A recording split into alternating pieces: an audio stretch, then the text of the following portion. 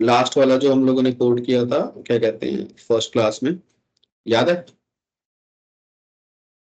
हाँ, एटीएम वाला अटेम्प्ट किया था। यस, अटेम्प्ट किया था। यस हाँ, सर, अटेम्प्ट किया था। थोड़ा सा बचा है दूसरे लैपटॉप में अभी, लेकिन अटेम्प्ट कर लिया था मैंने। चलो ठीक है, किया था तो। अच्छा, क्वेश्चन ये है, मेरे को ये लोग ये चीज बतानी थी आपको, मैं इसमें से सारी चीजें हटा रहा हूँ जो लिखी हुई है मैंने, थोड़ा सा साफ दिखाई दे, क्योंकि इनकैप्सुलेशन का टॉपिक है। एक सेकंड देना।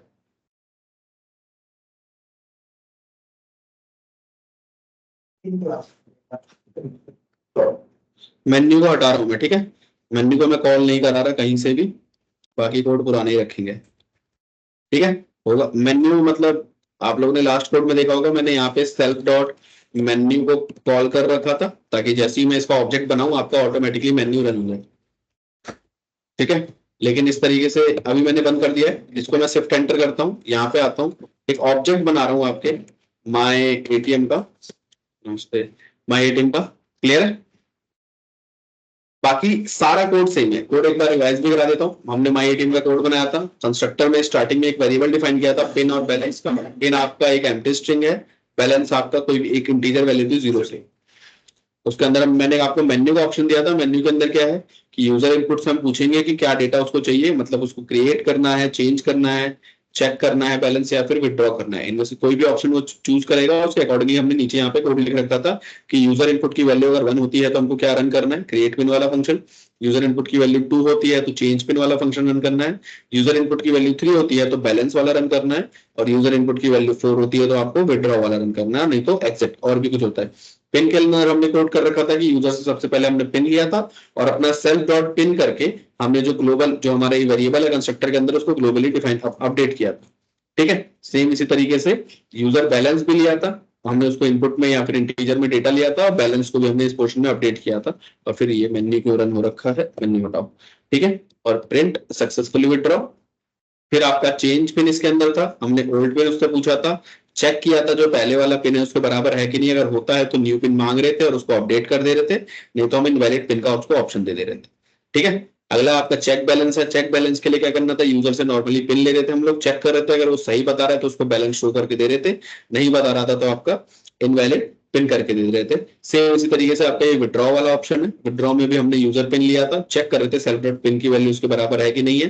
फिर अमाउंट पूछ रहे थे कितना निकालना, अगर होती है तो अमाउंट उसको चेक कर रहे थे ज्यादा है कि कम है, अगर ज्यादा होता है तो अकॉर्डिंगली रिप्लाई, और कम ठीक ठाक होता है तो उसको विड्रॉ करके उसको अमाउंट शो कर दे रहे थे, और बाकी अगर पिन ही मैच नहीं हो रहा तो आपका इनवैलिड पिन का डेटा था। ये सारा कोड हमने किया था। ठीक है, अब मैंने यहाँ पे एक ऑब्जेक्ट बनाया है आपके माई एटीएम का। आप लोगों को तो याद ही है कि अगर मैं ओबीजे डॉट करके टैब दबाऊंगा तो मेरे को यहाँ पे balance, change pin, check balance, create pin, menu pin और विड्रॉ का ऑप्शंस यहाँ पे दिखाई दे रहे थे। ठीक है, आप लोग को याद है कि अगर मैं यहाँ पे एंटर करके पिन पे एंटर करूंगा, शिफ्ट एंटर करूंगा, तो यहाँ पे मेरे को पिन का डेटा शो होगा। सेम इसी तरीके से ऑब्जेक्ट डॉट करके बैलेंस पे अगर मैं एंटर करता हूँ तो मेरे को बैलेंस का डेटा शो होता है। किसी को कोई डाउट नहीं है, मैं ऐसे डेटा देख सकता हूँ। यहाँ तक क्लियर है? हाँ, यस सर। ठीक है, मैं यहाँ तक डेटा देख सकता हूँ। और लास्ट क्लास में हम लोगों ने एक और चीज देखी थी कि ऑब्जेक्ट डॉट बैलेंस की वैल्यू अगर मैं चाहूं तो अपडेट भी कर सकता हूँ। 0 थी तो अपने अकॉर्डिंगली अपडेट भी कर सकता हूँ। तो होता क्या है, मान लो आप लोग इस तरीके से सोच के देख लो कोड को कि आप लोग एक अपने किसी कंपनी में काम करते हो, आप लोग सीनियर डेवलपर हो, ठीक है, और आपका जूनियर डेवलपर और आपके अराउंड में एक जूनियर डेवलपर काम करता है। अमूमन होता क्या है कि जो सीनियर डेवलपर होता है ये पूरा कोड डिफाइन करता है, पूरा कोड क्रिएट करता है, आपकी पूरी क्लास को क्रिएट करता है, और जो जूनियर डेवलपर होता है वो इस क्लास का ऑब्जेक्ट बना के इस कोड को जहां जहां यूज करना होता है उसको यूज करता है। ठीक है, जहां जहां यूज करना होता है उसको यूज करता है। क्या बेनिफिट होता है इससे कि आपका जो भी कोड है, जैसे कि ये जो ऊपर मैंने कोड लिख रखा था, इसकी एक्सेसिबिलिटी डायरेक्टली नहीं होती। हम लोगों ने क्या पढ़ रखा है, इंपोर्ट पढ़ा था, याद होगा आपको, इंपोर्ट अपना, इंपोर्ट चाहे मैथ पढ़ा था चाहे रैंडम पढ़ा था, बहुत सारी चीजें पढ़ी थी, तो हम डायरेक्टली इंपोर्ट करवा के इसको यूज कर रहे थे। हमको डायरेक्टली इस मैथ के कोड का एक्सेस नहीं मिल रहा था। तो सेम इसी तरीके से आपकी क्लास के साथ भी होता है कि आपको उसको पूरा कोड नहीं दिखाते, अब वो उसका ऑब्जेक्ट बना के उसको यूज कर सकता है। ठीक है, तो ऑब्जेक्ट यहाँ पे हम लोगों ने क्रिएट कर रखा है माई एटीएम का। अब होगा क्या कि आपने पूरा कोड क्रिएट किया, आपने अपने जूनियर डेवलपर को ऑब्जेक्ट का कोड दे दिया कि आप इस तरीके से अपना माई एटीएम का ऑब्जेक्ट बना सकते हो। आपका जूनियर डेवलपर आया, उसने ओबीजे डॉट करके टैप करा, तो उसके बहुत सारे ऑप्शंस दिखाई दिए कि यहाँ पे बैलेंस का ऑप्शन है, चेंज पिन का है, चेक बैलेंस का है, क्रिएट पिन का है, मेन्यू का है, पिन का है, विड्रॉ का है। एक एक करके वो थोड़ा सा चेक करेगा कि क्या क्या किसमें किस किस तरीके से डेटा चल रहा है। तो पिन का ऑप्शन शिफ्ट एंटर करता था तो पिन पिन उसको दिखाई दे रहा है कि हाँ एक स्ट्रिंग है, खाली स्ट्रिंग है। फिर वो बैलेंस पे आता है, शिफ्ट एंटर करता है तो देखता है कि बैलेंस जो है स्टार्टिंग में जीरो से इनिशियलाइज है, जीरो से डेटा आ रहा है उसका। ठीक है, उसको समझ में आ जाता है कि क्या करना है। करना क्या होता है कि वो ओबीजे करके एक क्रिएट पिन वाले फंक्शन को कॉल करता है। ठीक है, इसको शिफ्ट एंटर करूंगा मैं, 1 2 3 4 मेरा पिन है, बैलेंस मेरा 10 जा रहा है, एंटर करूंगा तो पिन क्रिएट सक्सेसफुल हो जाएगा। आगे का कोड इसलिए नहीं चला क्योंकि मैंने कोड वहां पे कमेंट कर रखा है, हटा रखा है। तो अब अगर वो इसके बाद आके देखता है कि ओबीजे डॉट करके टैब अगर मैं दबाऊं बैलेंस को, अब अगर चेक करूं तो देखो बैलेंस मेरा 10,000 है। और पिन को अगर मैं चेक करूं तो पिन मेरा कितना आ रहा है, 1 2 3 4 आ रहा है। वो पिन और बैलेंस दोनों को देख पा रहा है। तो जो आपके जूनियर डेवलपर है वो बढ़िया बंदा है नहीं, काम ठीक से करता नहीं है, चीजों को बिगाड़ने की ज्यादा कोशिश करता है। रीजन क्या है, उसको सरकारी जॉब की वो तैयारी कर रहा है। ठीक है और जैसे भी जो जो काम चल रहा है उस हिसाब से उसका काम हो रहा है। होगा क्या, ऑब्जेक्ट डॉट करता क्या है वो कि जैसे ही कोई बंदा अपना पिन क्रिएट करे, बैकग्राउंड में क्या होगा, वेबसाइट पे आपको क्रिएट पिन का बॉक्स दिखाई दिया देगा कि आपको पिन का ऑप्शन आ रहा है, आपको बैलेंस का ऑप्शन आ रहा है। तो ये दोनों ऑप्शन आएंगे। बैकएंड में जो कोड लिख रखा है उसने उसने ओबीजे डॉट करके बैलेंस की वैल्यू को इक्वल टू कर रखा है यहाँ पे आके कुछ भी है। ठीक है, अब अगर मैं इस कोड को रन करता हूँ, शिफ्ट एंटर, 1 2 3 4 मैं अपना पिन देता हूँ, बैलेंस रन करता हूँ, एंटर करता हूँ तो आपका पिन क्रिएट हो गया। अब उसको उसके बाद क्या काम करना है कि जो जिसने भी ऑब्जेक्ट बनाया है वो विड्रॉ का ऑप्शन रन कर सके। ठीक है, विड्रॉ का कोड रन कर सके। अगर मैं विड्रॉ का कोड रन करता हूँ तो देखो पिन मेरे से पूछ रहा है 1 2 3 4, पिन मैं अपनी सही देता हूँ, बैलेंस बोलता हूँ कितना निकालना है, हाँ मैंने 10,000 मेरे में जमा था तो मैं 3,000 निकालने की कोशिश करता हूँ। अब अगर मैं इसको शिफ्ट एंटर करता हूं तो आप लोग यहाँ पे ध्यान से देखोगे तो आप लोगों को एक एरर दिखाई दे रहा है ग्रेटर देन इक्वल टू का, और इस तरीके से कि आप एक इंटीजर डेटा में से स्ट्रिंग की वैल्यू को एक्सेस करने की कोशिश करो। ये एरर समझ में आया है क्यों आ रहा है? एरर ये इसलिए आया है कि बैलेंस हम लोगों ने इंटीजर में रख रखा था, लेकिन जैसे ही आपका ये क्रिएट पिन वाला कोड रन हुआ तो उस आपका जो भी डेवलपर था उसने इसको बाहर से इसको चेंज कर दिया। ठीक है, बाहर से चेंज करने के बाद उसने देखा कि आपका ऐसे आपकी कोड सर्वर पे फट गया, रन होना बंद हो गया, कोड ठीक से सपोर्ट कर ही नहीं रहा। तो क्या करता है वो, आपका भी जो भी सीनियर बंदा है उसके पास जाता है, कहता है कि सर ये कोड तो ढंग से रन हो ही नहीं रहा है। तो वो सीनियर बंदा आपको बोलता है, आप अपना सारा कोड चेक करते हो कि कहाँ पे गलती है, क्या मिस्टेक है, मैंने क्या गलत कर रखा है। बैलेंस में चेक करते हो कि सारी चीजें मैंने ठीक लिख रखी है, कि सेल्फ डॉट पिन की वैल्यू भी मैं चेक कर रहा हूँ, अमाउंट भी चेक कर रहा हूँ, सारी वैल्यू मैं देख रहा हूँ और बैलेंस उसके अकॉर्डिंगली माइनस करके थ्रो कर रहा हूँ, लेकिन ये एरर क्यों आ रहा है। तो फिर देखते हो कि उसने एग्जीक्यूशन क्या कर रखा है। तो आपने देखा कि उसने जैसे ही क्रिएट पिन को कॉल किया है उसने बैलेंस को यहाँ पे आके अपडेट कर दिया है। आप देखते हो कि अरे इसने हे क्या लिख रखा है, नॉर्मली देखते हो कि एरर आएगा। तो अगर उसने ये वैल्यू को अपडेट कर रखा है तो आपको एक चीज समझ में आती है कि ये जो बंदा है वो बढ़िया बंदा है नहीं, आपकी चीजों को बाहर से एक्सेस करके बिगाड़ने की कोशिश कर रहा है, जॉब खाएगा। ठीक है, तो आपको एक चीज समझ में आता है कि ये जो वेरिएबल्स हैं और ये जो बैलेंस है, मुझे इनको क्या करना पड़ेगा, अगर मैं इनको हाइड कर दूं किसी तरीके से, जिसको यूज करना है वो उसको एक्सेस ही ना कर पाए, यूज ही ना कर पाए, तो कैसे करेंगे। तो इसी चीज को बनाने के लिए और इसी चीज से बचने के लिए आपका इनकैप्सुलेशन का टॉपिक क्रिएट किया गया है, जिसके अंदर होता क्या है कि आप क्या करते हो, जो चीज आपको लगेगी थोड़ी सेंसिटिव है और आप उसको यूज करना चाहते हो, उसको अपने अकॉर्डिंगली एक्सेस करना चाहते हो, तो क्या करोगे, उसको प्राइवेट कर देते हो। प्राइवेट करने का क्या तरीका है, आप उसके आगे डबल अंडरस्कोर अगर लगा दोगे तो आपकी वैल्यू चाहे आपका इंस्टेंस वेरिएबल प्राइवेट हो जाएगा। अब इस प्राइवेट होने से बेनिफिट क्या होता है, अब अगर मैं इस कोड को सिर्फ एंटर करूं और अब अगर मैं ऑब्जेक्ट बनाऊं और यहाँ पे आके ऑब्जेक्ट डॉट करके टैब दबाओ और यहाँ पे देखो तो आपको देखो बैलेंस नाम का कोई इंस्टेंस वेरिएबल दिखाई ही नहीं दे रहा है। किस वजह से, क्योंकि आपने यहाँ पे अंडरस्कोर अंडरस्कोर बैलेंस कर रखा था। अच्छा, एक चीज और मिस्टेक हो जाती है बहुत लोगों से, आपने अगर अपने वेरिएबल को प्राइवेट बना दिया है, इस तरीके से अंडरस्कोर अंडरस्कोर कर दिया है, तो जहां जहां आपने इस वेरिएबल को यूज किया है आपको हर जगह उसको अपडेट करने की जरूरत है। जैसे कि यहाँ पे भी डबल अंडरस्कोर लग जाएगा और आपका यहाँ पे नीचे आके भी यहाँ पे भी डबल अंडरस्कोर और यहाँ पे भी आपका डबल अंडरस्कोर और ये भी आपका डबल, अरे यार कहाँ गया, ये रहा आपका एक और अंडरस्कोर, यहाँ पे आपका डबल अंडरस्कोर और यहाँ पे भी आपका डबल अंडरस्कोर और यहाँ पे भी आपका डबल अंडरस्कोर। जहां जहां यूज किया आपने वहां वहां वैल्यू को अपडेट कर देना है। ठीक है, आपका बंद होगा लेकिन मुझे समझ आ गया वो करना है कैसे। कर दो क्या?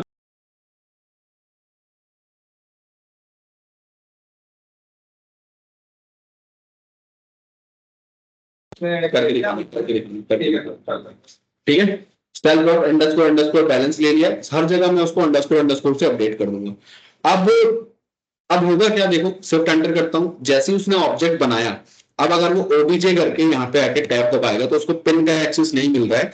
पहली सिक्योरिटी तो आपकी यहीं पे हो गई कि आपका पिन को देख नहीं सकता, लेकिन पहले उसने कोड को यूज कर रखा है तो उसको समझ में आया कि भैया एक बैलेंस नाम का था तो उनने कुछ हाइड वाइड कर रखा होगा, मैं डायरेक्टली ऐसे यूज करने की कोशिश करता हूँ। देखो उसको अगर मैं शिफ्ट एंटर करूं, दोबारा से 1 2 3 4 पिन दबाऊं, बैलेंस को मैं अभी भी अपडेट कर रहा हूं, ध्यान से देखना, और यहाँ पे बैलेंस में 10,000 रुपए दे रहा हूँ। एंटर करूंगा तो आपका पिन क्रिएटेड सक्सेसफुल हो गया।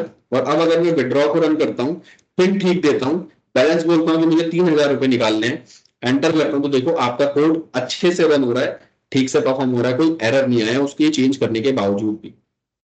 यहां तक समझ में आया किसी को? यहां तक कोई भी डाउट तो आगे मूव करते हैं। तो ये समझ में आया? Yes sir. ठीक है, अब हिबा समझ में आया? यस सर, डबल ठीक है। अंडरस्कोर लगा के एनकैप्सुलेट हो जाता है। हाँ, इनकैप्सुलेट हो जाता है, सिंपल सी बात है। अच्छा, अब एक चीज और, अब ये जो आपका जूनियर डेवलपर है वो बढ़िया आदमी है नहीं, ठीक है, ये तो हमको पता चली गया। तो ये क्या करता है कि आपने जो भी कोड कर रखा है, आप जब कोड कर रहे होते हो, एक ही कंपनी में हो, कोड कर रहे होते तो छुप छुप के देखता है कि उनने वेरिएबल बना क्या रखा है जो मैं एक्सेस नहीं कर पा रहा हूँ, बिगाड़ना है क्योंकि उसको तो देखता है कि सर ने क्या कर रखा है, अंडरस्कोर अंडरस्कोर बैलेंस लिख रखा है। मैं भी ऐसा ही कुछ करता हूँ, यहाँ पे मैं इसको कॉपी करता हूँ, दोबारा से शिफ्ट एंटर, फिर से मैं ऑब्जेक्ट बनाऊंगा, तो अब वो क्या करता है, बैलेंस को अपडेट नहीं करता, अंडरस्कोर अंडरस्कोर बैलेंस को अपडेट करने की कोशिश करता है। ठीक है, और इस कोड को रन करता है दोबारा से 1 2 3 4, पिन कोई बनाता है कोई बंदा, उसका बैलेंस है आपका 10,000, एंटर करेगा, आपका पिन क्रिएट हो गया सक्सेसफुली। विड्रॉ पे आता है, पिन का अमाउंट देता है, अच्छा ठीक है, और बैलेंस देता है। आप लोग जरा मेरे को एक बार हल्का सा सोच के बताना कि ये कोड रन होगा कि नहीं होगा। हाँ,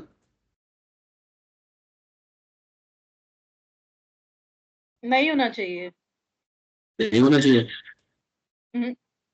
बाकी सुयस,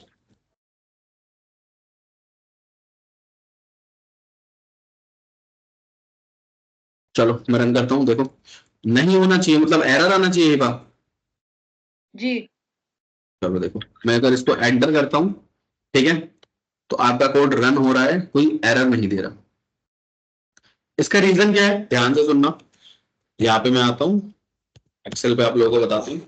मैंने ये बोला है कि आप, जैसे कि हमारी एक क्लास थी, आप लोगों ने क्लास देखा माई एटीएम करके, ठीक है, उसके अंदर कुछ इधर तो कुछ डेटा नहीं है, कॉलन, और इधर आपका कंस्ट्रक्टर है underscore underscore init underscore underscore self से कनेक्टेड है, और यहाँ पे आपका सेल्फ डॉट पिन की वैल्यू इक्वल टू स्ट्रिंग है, और self dot underscore underscore balance की वैल्यू इक्वल टू आपका 0 है। तो जब भी ध्यान से सुन लेना, जब भी आप अपने कोड के आगे, अपने इंस्टेंस वेरिएबल के आगे, और चाहे अपने मेथड के आगे एक अंडरस्कोर अंडरस्कोर लगा देते हो, ठीक है, ये अंडरस्कोर अंडरस्कोर लगा देते हो, तो पाइथन इसे बैकग्राउंड में कैसे सेव करता है, अंडरस्कोर आपकी क्लास का नाम, ठीक है, और अंडरस्कोर अंडरस्कोर आपके इंस्टेंस वेरिएबल का नाम, ठीक है। इस लॉजिक के अकॉर्डिंगली क्या होगा, आपका अंडरस्कोर आपका माई एटीएम और अंडरस्कोर अंडरस्कोर आपके इंस्टेंस वेरिएबल का नाम यानी कि बैलेंस का नाम। इस तरीके से आपका पाइथन बैकग्राउंड में इस नाम के वेरिएबल को उसको सेव कर देता है, ठीक है। तो देखो, तो होता क्या है, इस नाम से वेरिएबल को सेव कर लेता है। अब अगर हमने पढ़ लिया, आपने किया क्या, अभी आपने जब पहली बार सिर्फ बैलेंस से कोड को रन किया, यानी कि सेल्फ डॉट बैलेंस, ठीक है, इज इक्वल टू आपने हे लिखा था, जो भी चीज लिखी थी इसके थ्रू रन किया, तो बैकग्राउंड में उसने क्या किया कि एक नया वेरिएबल बैलेंस नाम का उसने क्रिएट कर दिया था, जो कि हमने देखा भी था। हम अपनी क्लास के बाहर से वेरिएबल को क्रिएट कर सकते थे, हमने जेंडर को क्रिएट किया था, याद है? हाँ याद है? यस याद है। यस सर याद है, फिर लेकिन परमानेंट नहीं हुआ था, तब उसमें कहा था परमानेंट करना हो तो डायरेक्ट करना पड़ेगा। हाँ, और सेम इसी तरीके से हमने जब अंडरस्कोर बैलेंस को बाहर से अपडेट करने की कोशिश की, सेम उसी तरीके से है, तो आपने फिर से अंडरस्कोर बैलेंस को बाहर से क्रिएट किया, दो वेरिएबल को। तो अगर मैं आप लोगों को कोड दिखाऊं यहाँ पे आके, और ऑब्जेक्ट डॉट करके जब आपने चेंजेस कर दिए, ऑब्जेक्ट डॉट करके टैब दबाओगे तो देखो आपका सारा डेटा अभी भी पिन ही शो हो रहा है। आपने बाहर से एक नया वेरिएबल क्रिएट किया है अंडरस्कोर बैलेंस नाम से, ठीक है? इस चीज को एकदम दिमाग में रख लेना है। पाइथन उसे कैसे सेव करता है आपका, कैसे सेव करता है आपका? अंडरस्कोर आपकी क्लास का नाम और अंडरस्कोर आपके वेरिएबल का नाम, ठीक है? तो इसको एक बार रन करके देखते हैं। तो वो क्या करता है, आपका जो जूनियर डेवलपर है वो भी थोड़ी बहुत पढ़ाई लिखाई करता है, उसको पता चल जाता है कि इस तरीके से कुछ सर ने करा होगा तो मैं ऐसा ही कुछ करता हूं। तो ये यहाँ पे आता है और यहाँ पे लिख देता है आपकी क्लास का नाम। मेरी क्लास का नाम क्या है? माई एटीएम। यहाँ पे आते हैं और यहाँ पे आके पेस्ट, और माई एटीएम के पहले एक अंडरस्कोर और आपकी बैलेंस का नाम अंडरस्कोर बैलेंस। इस तरीके से आप दोबारा से जो पढ़ पढ़ा के आता है सारी चीजें चेंज कर देता है। दोबारा से शिफ्ट एंटर, इस कोड को मैं रन करूंगा। अब अगर इस कोड को मैं रन करता हूँ, पिन देता हूँ 1 2 3 4 एंटर, बैलेंस देता हूँ 10,000 रुपए एंटर, और यहाँ पे आके अगर मैं आपके विड्रॉ को कॉल करता हूँ 1 2 3 4 मेरा पिन सही है, 3,000 मैं निकालने की कोशिश कर रहा हूँ। देखो एंटर करूंगा ना तो आपका कोड फिर से फट गया, और सेम वही पहले वाला आपका एरर आया है कि इंटीजर वैल्यू आपकी स्ट्रिंग से मैच नहीं हो रही, सेम वही वाला एरर। तो आप एक चीज हमें समझ में आई कि देखो पाइथन में क्या होता है कि अगर आपने जावा में ऐसा कुछ किया होता, अगर आपने किसी वेरिएबल को प्राइवेट कर दिया होता तो आप मर जाते, लेकिन आप उसको एक्सेस नहीं कर सकते थे कितने भी कोशिश करो। लेकिन पाइथन ने क्या कर रखा है, लेकिन पाइथन में तो आप लोग ऐसे एक्सेस कर पा रहे हो। ऐसा क्यों बना रखा है? एक बहुत अच्छा उन लोगों ने एक फिलोसफी दे रखी है इस तरीके से कुछ भी, कि हम लोगों ने जब भी आप कोड करते हो, जब भी आप कोड बनाते हो, तो जैसे ही आपने अंडरस्कोर लगा दिया तो ये एथिकली डिफाइंड है कि अब ये वेरिएबल जो है वो आपका प्राइवेट है, तो कोई भी इसको एक्सेस करने की कोशिश ना करे, और वो देख नहीं सकता, और वो फिर भी अगर जबरदस्ती एक्सेस करने की कोशिश करता है तो पाइथन की कोडिंग इन्वायरमेंट में दिक्कत नहीं है, आपके ऑर्गेनाइजेशन में दिक्कत है कि आप ढंग से उस तरीके से कोड को कर नहीं रहे हो। आपका जो डेवलपर है वही ऐसा, आप कोड बनाने बैठे हो, चीजों को बिगाड़ने नहीं बैठे हो, चीजों को ठीक करने बैठे हो, खराब करने नहीं। तो जब भी कभी भी अगर किसी भी वेरिएबल को आपके यहाँ पे अंडरस्कोर लगा के बैलेंस डिफाइन कर दिया गया है, चाहे कुछ भी कोई भी वेरिएबल हो, अगर इस तरीके से डिफाइन कर दिया गया है तो तरीका हम लोगों को पता है कि ऐसे किया जा सकता है, लेकिन कभी भी इस तरीके से परफॉर्म नहीं करना है। समझ में आ रहा है? ये बिल्कुल गलत तरीका है, इस तरीके से आप लोग परफॉर्म नहीं करोगे, ठीक है? क्लियर है? समझ में आया? हेलो? हाँ तो सर आप बोल रहे हो कि इनकैप्सुलेट नहीं करना है या इनकैप्सुलेशन को ओवरराइट नहीं करना है? हाँ, इनकैप्सुलेशन तो करना ही करना है, इस तरीके से आपको करना ही करना है। अगर आपके कोड में रिक्वायरमेंट होगी तो आप करोगे ही करोगे, लेकिन अगर आपको ऐसे एक्सेस करने का मौका मिले कि आप अपनी क्लास का नाम लगा के और फिर उस तरीके से एक्सेस कर रहे हो, तो वो तरीका कभी ही नहीं करना, वो गलत तरीका है। किसी ने अगर डिफाइन कर दिया है कि आपका जो वेरिएबल है वो प्राइवेट है, तो जबरदस्ती अननेसेसरी में उसको एक्सेस करने की रिक्वायरमेंट कोई नीड नहीं है, ठीक है? तो हम लोगों को पता होना चाहिए कि ऐसा कुछ किया जा सकता है, लेकिन करना नहीं। यहां तक क्लियर है? ठीक है, चलो। अब होता क्या है कि आपका जो डेवलपर है, जो भी जूनियर डेवलपर था, उसने इस तरीके से कोड को चेंज कर दिया, फिर से वो आपके बॉस के पास गया कि सर देखो फिर से कोई ना कोई दिक्कत आ रही है, कोड इस तरीके से फट गया, अब ढंग से कोड परफॉर्म हो ही नहीं रहा है, ठीक है? तो आप आते देखते हो, आप आते देखते हो अब तो मैंने प्राइवेट भी कर दिया है, तब भी क्या दिक्कत आ रही है? तो यहाँ पे समझ में आता है कि उसने कुछ इस तरीके से वैल्यू को एक्सेस कर रखा है। तो आपको समझ में आ जाता है बंदा बेकार है, आप उसको कंपनी से ही निकलवा देते हो, ठीक है? फिर एक दूसरा नया बंदा आता है जो एकदम सीधा आदमी है, बढ़िया आदमी है, ठीक है? वो क्या कहता है, आप ये सारी चीजें हटा देता हूँ, सीधा जो नया बंदा आता है वो बढ़िया आदमी है। होता क्या है कि कभी उसको यूज पड़ता है कि कहता है कि सर मुझे ना आपके इस बैलेंस की वैल्यू देखनी है कि इसकी वैल्यू है क्या, मैं जानना चाहता हूं कि इस जीरो के इस सेल डॉट बैलेंस के अंदर जो भी आपने प्राइवेट बनाया है, जो भी हम लोग रन करते हैं, उसकी वैल्यू है क्या। तो आपको आपसे आके बोलता है तो आपको पहले वाला केस आपका याद ही है, आपका बैकग्राउंड बहुत नॉइज कर रहा है। Sorry sir. आपको अपना पहले वाला केस याद ही है, आपको याद आता है कि हाँ नहीं पहले वाले में तो मेरा केस पूरा था, उस बंदे ने पूरा एकदम बेकार कर दिया था, तो मैं आपको डायरेक्टली तो एक्सेस दूंगा ही नहीं, मैं इस तरीके से उसको अनप्राइवेट नहीं करूंगा, प्राइवेट ही रखूंगा। तो लेकिन फिर भी आपको नीड पड़ती है कि भाई उसको नीड है क्वेश्चन सॉल्व करने की, मतलब कोई भी प्रॉब्लम सॉल्व करने की उसको रिक्वायरमेंट है, तो आपको देना तो पड़ेगा ही। तो उसी को देने के लिए एक कॉन्सेप्ट बनाया गया है गेटर का। आप एक गेटर क्रिएट करते हो कैसे कि जिसको भी आपने प्राइवेट बनाया है उसका गेट अंडरस्कोर बैलेंस नाम से एक फंक्शन बनाते हो, सेल्फ से कनेक्ट करते हो और बस उस डेटा को रिटर्न कर देते हो self dot underscore underscore balance को। तो अब वो क्या कर सकता है, इसको देख सकता है कि गेट बैलेंस नाम के फंक्शन को कॉल करके वो ये देख सकता है कि इसके अंदर बैलेंस है क्या। तो अगर आप शिफ्ट एंटर इसको दोबारा करोगे, यहाँ पे इसका ऑब्जेक्ट दोबारा से बनाओगे और ऑब्जेक्ट के अंदर डॉट लगा के गेट बैलेंस वाले, देखो अगर मैं टैब दबाऊं तो मेरे को गेट बैलेंस नाम का इसके अंदर एक फंक्शन दिखाई दे रहा है। ठीक है, इसको अगर मैं shift enter bracket open bracket close करता हूं, शिफ्ट एंटर रन करता हूं, तो देखो आपका कोड रन कर रहा है, आपको जीरो जो भी आपका डेटा है वो शो कर रहा है। तो आप इस तरीके से वैल्यू को उसको एक्सेस करने की, मतलब उसको शो करने की कोशिश करते हो। अब फिर क्या कहता है कि सर मैंने देख तो लिया, लेकिन हमारे ना कंपनी में चाहे हमारे एटीएम में एक नई स्कीम निकली है कि जो भी बैलेंस बनाएगा तो मैं उसको हर बार में उस बंदे को 500 रुपए एक्स्ट्रा का वाउचर दूंगा, और वो देने के लिए मुझे आपके इस वेरिएबल को अपडेट करना बहुत जरूरी है। मैं उसको अपडेट करना चाहता हूं, तो मेरे को आप क्या उसको अपडेट करने का भी एक्सेस दे सकते हैं। तो आप कहते हो अरे यार अब तो ज्यादा ही हो गया, अपडेट करने का कैसे एक्सेस दूं, किस तरीके से अपडेट करने की मदद करूं। लेकिन रिक्वायरमेंट है कंपनी की, वो है कि पॉलिसी है कि आपको 500 रुपए का टोकन दिया जाएगा हर बार। ठीक है, तो आप क्या करते हो, फिर से वही चीज, दूसरी एक नई चीज है जो आप लोग यूज करोगे जिसका नाम है सेटर। ठीक है, सेट करने के लिए आपकी वैल्यू को कैसे लिखा जाता है, सेट बैलेंस सेल्फ से कनेक्टेड है, और ये जो वेरिएबल है, ये जो फंक्शन है, एक चीज एक्सेप्ट करेगा, क्या चीज, आपकी न्यू वैल्यू, कोई भी न्यू वैल्यू। अब यहीं पे आप अपने कंडीशन लगा के चेक कर सकते हो, क्योंकि आपने खुद का अपना फंक्शन बना रखा है, तो आप कोई भी कंडीशन लगा सकते हो कि इफ अगर टाइप ऑफ ये जो न्यू वैल्यू है, न्यू वैल्यू अगर वो इक्वल टू इंटीजर है ना, अगर वो इक्वल टू इंटीजर है तब तो मैं इसको चेंज करने दूंगा। तब कैसे, self dot underscore underscore balance की वैल्यू को मैं न्यू वैल्यू के बराबर कर दूंगा। लेकिन अगर ऐसा नहीं है, अगर वो बराबर नहीं है, तो मैं उसको एक प्यारा सा मैसेज प्रिंट करके दे सकता हूं कि बेटा बेटेगा, कुछ भी लिख दो, जो भी आपको लगे कि नहीं करने दे सकते, इनवैलिड इनवैलिड इनपुट, जो भी अच्छे से लिखना है आप लिख सकते हो, लेकिन समझ में आना चाहिए कोड। अगर मैं अब इसको शिफ्ट एंटर करूं और अब आके दोबारा से उस बंदे को ऑब्जेक्ट बनाऊं यहाँ पे आके और गेट बैलेंस को रन करूं, तो देखो जीरो दिखा रहा है।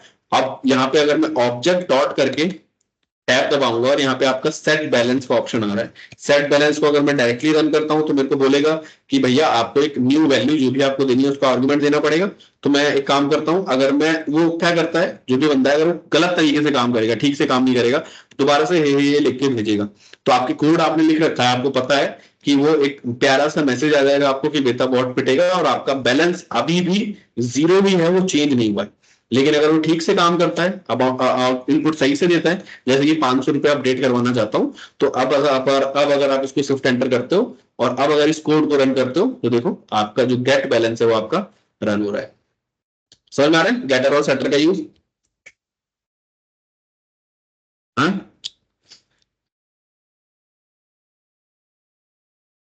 हेलो, हाँ जी सर। ठीक है, तो हिबा क्लियर है? जी सर। तो ठीक है, गेटर और सेटर सिर्फ अपडेट करने के लिए, जो आपको हाँ अपडेट चाहिए अपने लिए। तो सपोज अगर इसमें आपने इस केस में तो आपने इंटीजर वो डिफाइन कर दिया था, हाँ, अगर स्ट्रिंग ही अपडेट करना हो आपको सपोज, तो स्ट्रिंग को ही चेक कर लीजिए कि स्ट्रिंग है कि नहीं है। तो आप प्रेडिक्ट कैसे करेंगे कि यही वैल्यू आनी चाहिए बाहर? आपने जो अपना इसमें, ये आपने पूरा कोड लिखा है ना, ये अपनी पूरी क्लास आपने खुद ने बनाई है। ठीक है, तो प्रेडिक्ट क्या होता है कि जैसे कि सेट बैलेंस का जो भी एक्सेस है, जिसको भी आपने दिया है, जो भी इसको यूज कर पा रहा है, तो आपने पूरे कोड में लिख रखा है कि डेटा इस तरीके से, जो डेटा मेरा आना चाहिए वो हमेशा इंटीजर में ही आना चाहिए, क्योंकि आपने स्टार्टिंग में जीरो डिफाइन कर रखा है और जहां भी आप इसको एक्सेस करने की कोशिश कर रहे हैं वो इंट इनपुट इस तरीके से ही आ रहा है। ठीक है, तो यहाँ पे इसीलिए मैंने यहाँ पे स्ट्रिंग में डेटा रख रखा था। अगर आपको कोई डिजायरेबल इनपुट चाहिए तो आप ये आपकी खुद का फंक्शन है, इस चीज को याद रखिएगा। तो आप इधर एक लिस्ट बना सकते हैं कि जो भी जिसकी भी लिस्ट है आपके डिजायरेबल डेटा की, कि जो भी आपको चाहिए, और यहाँ पे आप लूप लगा के चेक कर सकते हो कि इफ जो भी न्यू डेटा है, न्यू वैल्यू है, अगर आपके इस लिस्ट में होती है, ठीक है, तब तो मैं आपकी वैल्यू को अपडेट करने की कोशिश करूं, अगर नहीं होती है तो मैं करने नहीं दूंगा। आपका फंक्शन है, आप जितने भी लॉजिक, जितने भी ऑथेंटिकेशन सिस्टम लगाना चाहते हो उसके अराउंडिंग में, मैं एक और नीचे यहाँ पे इफ लगा दूंगा कि इफ अगर न्यू डेटा की वैल्यू आपकी अगर आपकी नेगेटिव में होती है, कैसे भी होता है, ठीक है, is new value is less than 0, जो भी अगर मैं लगाना चाहूँ लगा सकता हूँ। अगर ऐसा कुछ होता है तब भी मैं उसको कंडीशन दे सकता हूँ, समझ में आ रहा है? तो अपने अकॉर्डिंगली आपका खुद का फंक्शन है, आप जितने भी कंडीशन लगाना चाहो लगा सकते हो, ठीक है।